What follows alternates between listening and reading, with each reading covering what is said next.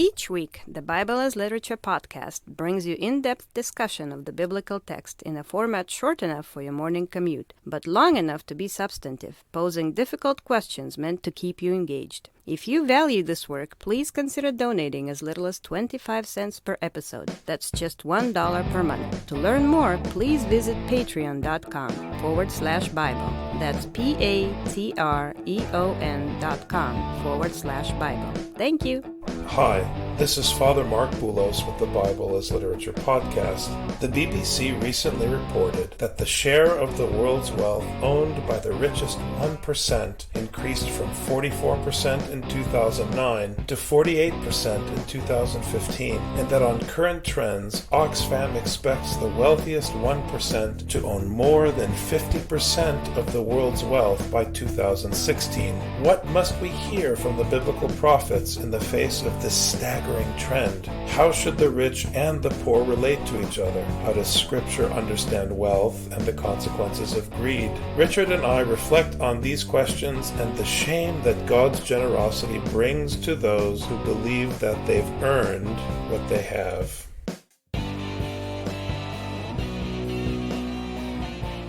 You're listening to the Bible as Literature.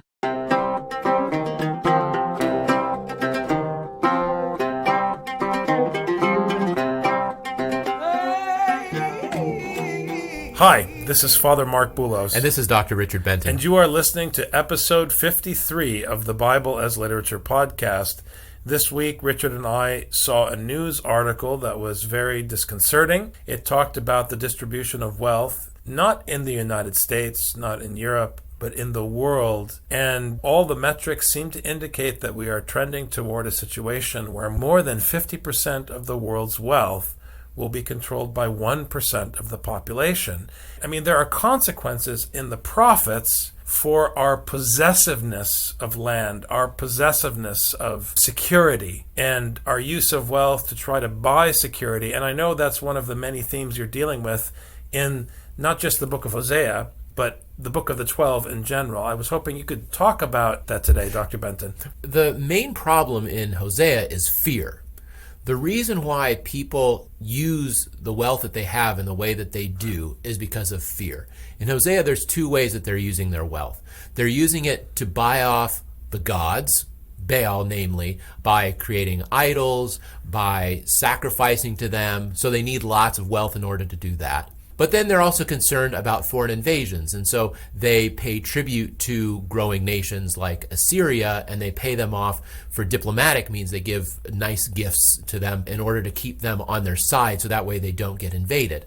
And so it reveals that their main concerns are some kind of problem with their wealth being created, and in the ancient world, your wealth is created by agriculture, and in the invasion by foreign nations and taking the wealth that they have. It really is based in this deep, deep fear that they're going to lose what they have. Where does this fear lead them? It leads them to slavery, according to Hosea. You can either be a slave to Baal, a slave to Assyria/Egypt. He constantly calls Assyria Egypt because it's a reminder of what it was like under Pharaoh, where Pharaoh forced you to do what he wanted so that he wouldn't kill you, or become a son of Yahweh. However, the only way to be a son of Yahweh is to show it.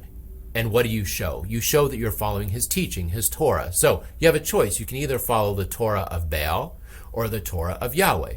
The Torah of Baal means you have to keep accumulating wealth and keep creating idols and sacrificing, and every time you get a chance, sacrificing what you have, accumulating more so you have more to sacrifice. You have bigger sacrifices to make in order to get more gains, or stop building altars, stop building idols, and live according to justice and mercy. And Yahweh specifically says, I don't want sacrifice. I want justice and mercy.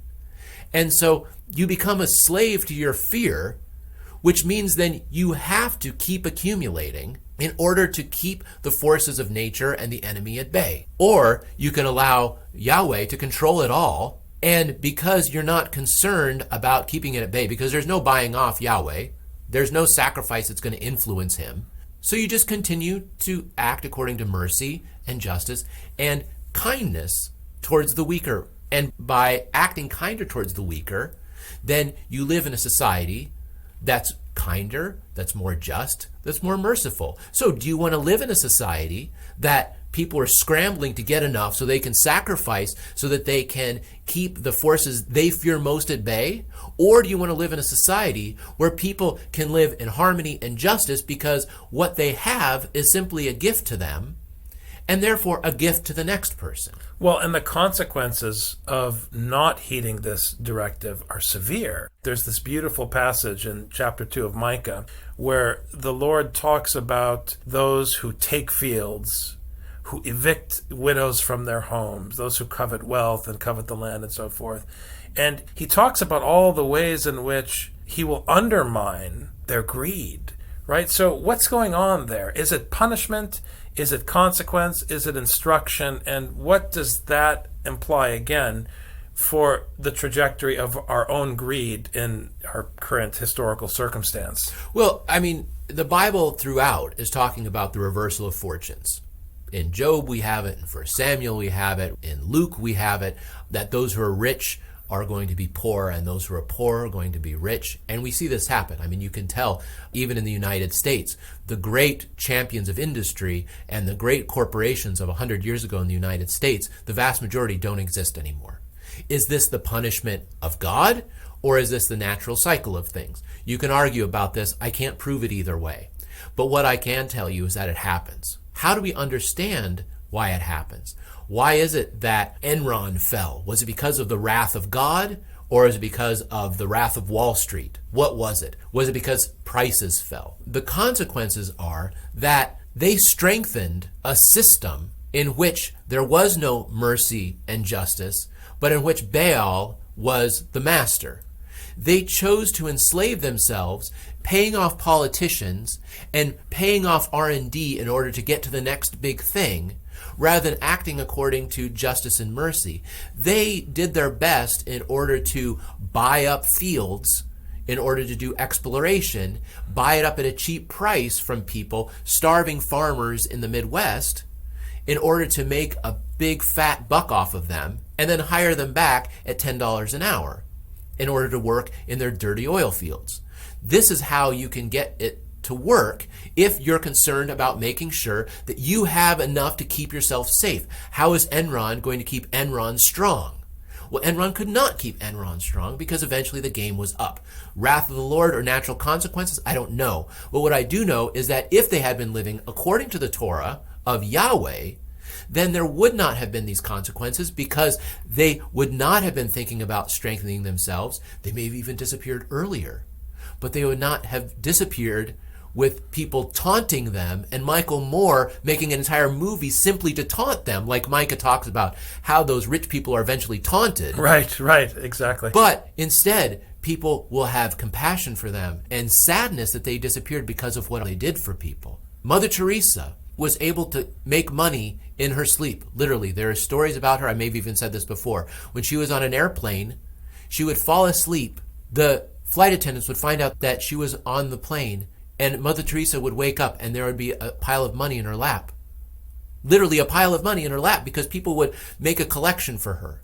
But why do they do this? Did they do this so that she could establish a bigger corporation? No, what she did with the money is she would build a building so that she could house her nuns. And what would they do? They would literally clean toilets for the poorest, dirtiest people of India or wherever out of mercy for them. And so she died and people lamented her death. Enron died and people rejoiced in their death. And we're all going to die. So then it's the legacy that you want to leave. Do you want to leave a legacy where the people are rejoicing in your demise or lamenting your demise? Are they going to remember you as a monument, as a witness to the Torah of Yahweh or to the Torah of Baal? Even today, if you're able to possess the land and control wealth in order to control your security, and even if you are insulated from the taunting, as so many are, you always see protests and different things, and they do a good job of shielding themselves and acting impervious to the ridicule. But everything in life catches up with you. You can only kick the can down the road so far. So your children will suffer the consequences of your greed and your possessiveness. And it's not just a question of the taunting. I think that in 1 Corinthians, as we discussed last week, Paul is clear that everything originates from God. Paul would say, just as woman was taken from man, man is taken from the womb of woman, which means that everybody is in this together in a way. Before God, whatever the social hierarchy is, before God, we are all on the same plane. And so Chrysostom plays on this in his Paschal sermon and talks about the rich and the poor feasting together. This is more than just a pretty poetic metaphor about how nice it would be if we all just got along. The rich can't feast without the poor, because who on earth is going to work the fields to bring the grain and the produce and the milk and the fat of the land to your table? Which means that when the wealthy man sits down to eat, he must give thanks to God who provided the field and the workers therein to produce the meal. And once you understand this, you realize that it was provided for you from God, from whom all things originate, so that you could share it. In Zechariah, when we look towards the end of the book of the 12, we're seeing how Yahweh wants to create his ideal land, his ideal city. And in it, I find it very interesting how the nations become jealous of Israel, of Jerusalem, because everyone there is living according to Torah. There is no war there. There is no shortage there. They have everything they need.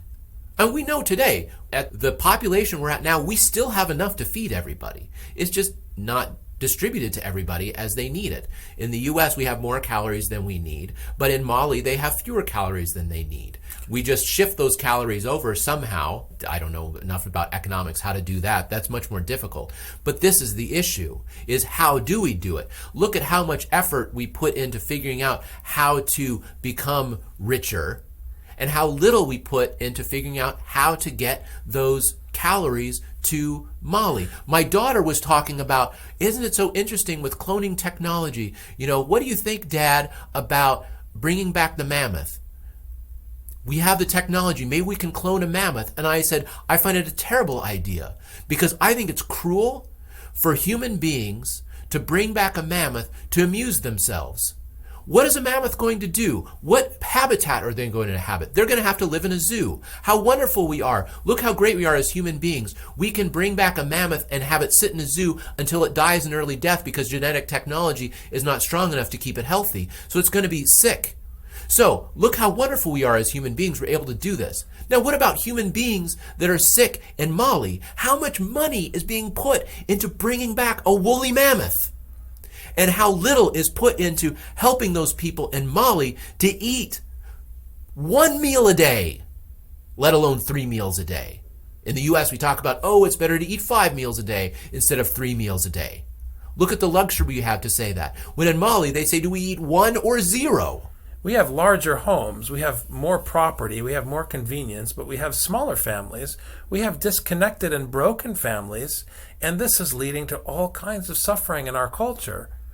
We comfort ourselves that we have the moral high ground because of our egalitarian ideology, and because we're not like ISIS and so forth and so on, and because we're able to draw beautiful cartoons making fun of poor people. That's what makes us so wonderful, when in reality, our society is rotting from the inside. What I'm driving at, Richard, is that I think there are real consequences that are realized now, will be realized for future generations.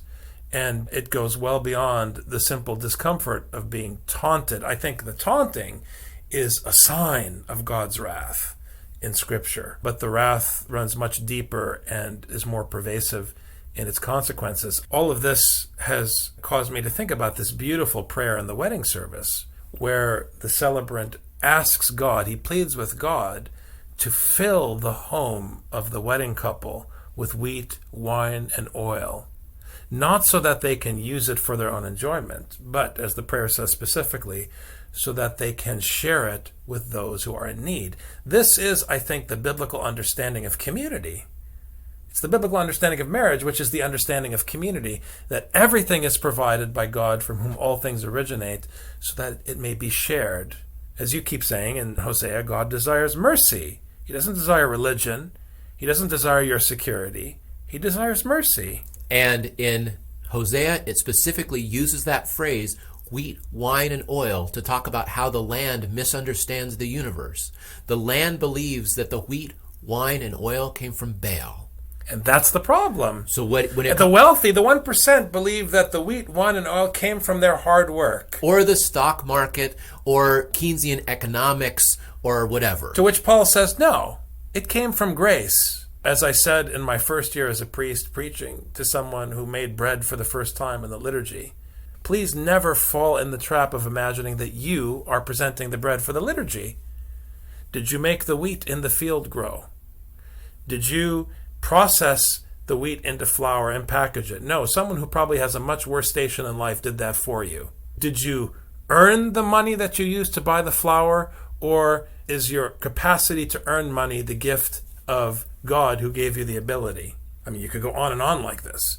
So by the time you actually make a piece of bread to bring it to the altar, you're just bringing back what God provided. So don't give me this nonsense about how you earned it. Right? Well, and the thing is that as you talk about the rot within our society, this comes from this fear of death, either coming from natural consequences or the enemy from outside. This fear is the core of the rot.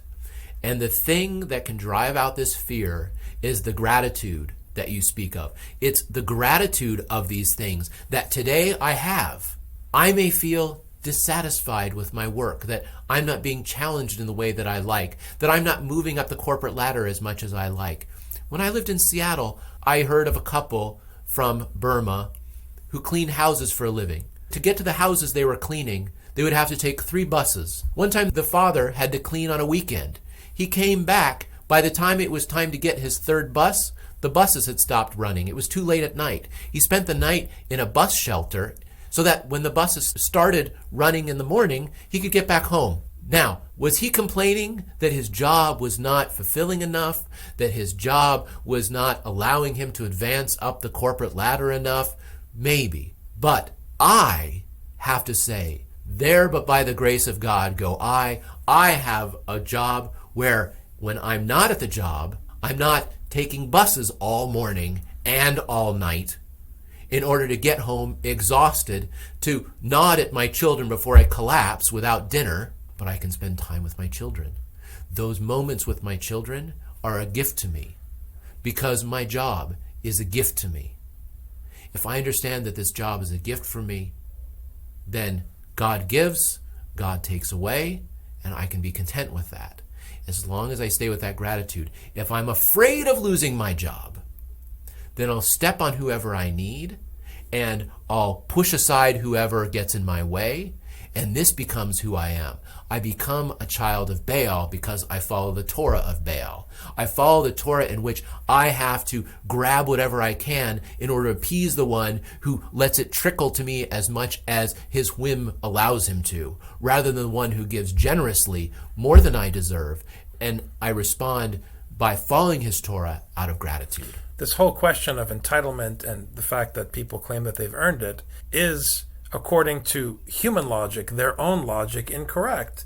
Because if you look at a slave worker in the third world, whether they are actually a slave or their life is tantamount to slavery, they work 10 times harder, 20 times harder, under horrible conditions than the average office worker in the United States who complains about how they work so hard and people on welfare don't work hard enough so they shouldn't do anything to help them. All of this talk, I mean, it's not about liberal or conservative.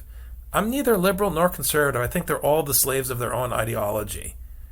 But this talk about how we earned it and they don't deserve it, not only is it a lie, it's from the devil. The clothes on our back, someone had to dye the material. Someone had to pick the cotton. Someone had to sew it. Whether it's by hand or whether it was by machine, there's someone working in a factory somewhere. Now, Americans complain that they can't get a t-shirt for less than $20. And they demand a t-shirt for less than $20, which means someone has to suffer in order to make that t-shirt less than $20. And then they come with the shirt on their back that hundreds of people have suffered to produce, often in terrible conditions, and in a life that none of us would even dare imagine for ourselves. And then they tell me they earned the money to buy that shirt? Look at the language behind this. Why do they need a shirt for less than $20? Because they need to buy one for $15 because that $5, what do they need that $5 for? This is the thing. The idea that they need it for $15 and not $20, rather than saying, out of gratitude, I'm happy I can buy one for $20, that $5 is the price of fear. This is the fear that I might need this $5 in order to survive. I might need this $5 to stave off whatever problem might come up. I need to put this in my 401k because I don't know what's going to happen to Social Security. I might be destitute. So the answer for our listeners is very simple. If you aspire to be part of the 1%, if you are part of the 1%, you have only to look to Scripture for the solution to your problem, which is your love of money. And that is to realize that whatever you have was given to you in order to share with others, period. And just so people understand the margin we're talking about, of people we're talking about here in the United States, the 1% that we're talking about is someone who owns one house in San Francisco, one house in Los Angeles, a decent-sized house. This is the 1%. 1% in these terms was 500,000 pounds, which is around $750,000. If your entire net worth as a human being, everything you own, minus all your debts, is $750,000. This is not huge. People say, how much do you need to retire? You know, nowadays you need close to $1 million to retire with a decent salary. So the suggestion we have is that, you know, the only way you can be comfortable in retirement is if you're in this 1%. The advice we give people is that if you want to be comfortable, you have to be in this 1%. We're not talking about Bill Gates billionaires 1%. We're talking about people who follow standard retirement advice, who own one good piece of real estate. This is the 1% we're talking about. So in case your listeners think that they're far from the 1%, think again, do the math again, and think of what you own, because this is something that affects many more Americans than most Americans would be willing to admit. So the Lord has filled our homes in the United States with wheat, wine, and oil. The question is, what are we going to do about it? Thanks very much, Dr. Benton. Thank you, Father. Take care.